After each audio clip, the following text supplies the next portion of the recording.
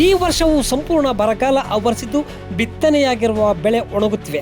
ಒಣಗುತ್ತಿರುವ ಬೆಳೆಯನ್ನು ಕಂಡ ರೈತರು ಯಾವಾಗ ಮಳೆ ಬರುತ್ತೆ ಎಂದು ಆಕಾಶದತ್ತ ಮುಖ ಮಾಡಿ ಮಳೆಗಾಗಿ ಕಾದು ಕುಳಿತಿದ್ದಾರೆ.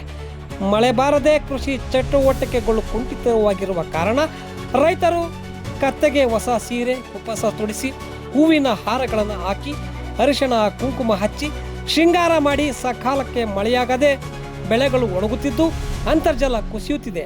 ಶೀಘ್ರವೇ ಉತ್ತಮ ಮಳೆ ಸುರಿಸಲಿ, ಹಳ್ಳ ಕೊಳ್ಳಗಳು ಕೆರೆ ಕಟ್ಟೆಗಳು ತುಂಬಲಿ ಎಂದು ಪ್ರಾರ್ಥಿಸಿದರು. ಹುರುಮೆ ವಾದ್ಯಗಳೊಂದಿಗೆ ಗ್ರಾಮದ ಮುಖ್ಯ ರಸ್ತೆಗಳಲ್ಲಿ ಮೆರವಣಿಗೆ ಮಾಡಿದರು. ಚಳ್ಳಕೆರೆ ತಾಲೂಕಿನ ಹುಲಿಕುಂಟೆ ಗ್ರಾಮದ ಗೊಲ್ಲರಹಟ್ಟಿಯ ಮುಖಂಡರು ಹಾಗೂ ಯುವಕರು ಮಳೆಗಾಗಿ ಪ್ರಾರ್ಥಿಸಿ ಪಾರಂಪರಿಕ ನಂಬಿಕೆಯಂತೆ ಗ್ರಾಮದಲ್ಲಿ ಈ ಆಚರಣೆಯನ್ನು ಸಂಪ್ರದಾಯಬದ್ಧವಾಗಿ ಆಚರಿಸಿಕೊಂಡು ಬರುತ್ತಿದ್ದಾರೆ.